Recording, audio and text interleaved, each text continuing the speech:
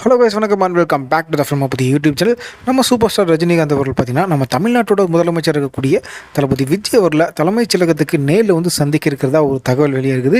இது என்னப்பா இது, எலெக்ஷனில் ஜெயிக்கும் போது சரி, முதல்வராக பதவி ஏற்கும் போது சரி, அப்போல்லாம் வீட்டு கட்டில் கடையில் ஒளிஞ்சிட்டு இருந்த நம்ம சூப்பர் ஸ்டார் ரஜினிகாந்த் அவர்கள் சடனாக இப்போ வந்து முதல்வரை ஏன் சந்திக்க ஆசைப்படணும், இப்போ எதுக்கு திடீர்னு சிஎம் மீட் பண்ணுறதுக்காக அப்பாயின்மெண்ட் கேட்டிருக்காரு அப்படின்ற மாதிரி நிறைய கேள்விகள் எழும்பும்.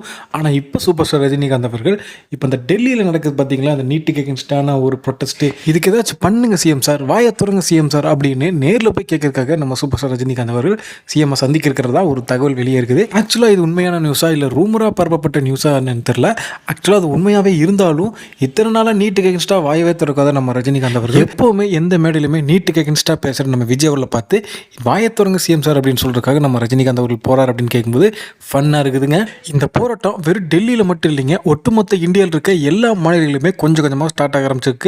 ஏன் இப்போ தமிழ்நாட்டுக்கு இந்த எக்மூரில் கூட பார்த்தீங்கன்னா காக்ரோச் ஜனதா பார்ட்டி கட்சியை சேர்ந்தவங்க ஒரு சில பேர் பார்த்தீங்கன்னா போராட்டத்தை ஆரம்பிச்சிருக்காங்க. அது மட்டும் இல்லாமல் நிறைய கொத்தடிமைகள் என்னப்பா அவங்க சிஎம் இந்த நீட் இஷ்யூ பற்றி ஒரு வார்த்தை கூட எதுவும் பேசாமல் இருக்காரு, அறிக்கையே விடாமல் இருக்காரு அப்படின்லாம் கதறிட்டு இருக்கீங்க.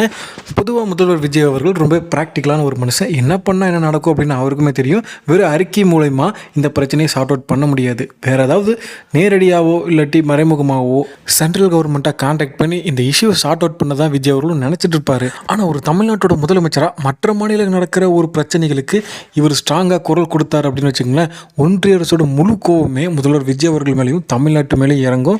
தமிழ்நாட்டுக்கு வர இருக்க அந்த நிதி கட்டாயிரும், அதே நேரத்தில் ஆட்சி கலைக்கிறதுக்கான ஒரு வேலையும் பிஜேபி ஈடுபடும். இந்த மாதிரி ஒரு நெருக்கடிகள் முதலமைச்சருக்கு வரும் அப்படின்னு தெரிஞ்சுக்கிட்ட டிஎம்கேவும் அவங்களுக்கு சாதகமாக இந்த விஷயத்தை பயன்படுத்திக்கிட்டு இருக்காங்க. இதனால் நடிகர் ரஜினிகாந்த் அவர்களையும் தெருக்குறள் அறிவையும் ஏவி விட்டு டிஎம்கே ஒரு விதமான சதியை பண்ணிக்கிட்டு இருக்குது. அதுக்காக நம்ம சிஎம் சார் இந்த ஒரு இஷ்யூக்கு குரல் கொடுக்காமே இருக்கணும் அப்படிலாம் நான் சொல்ல விரும்பல.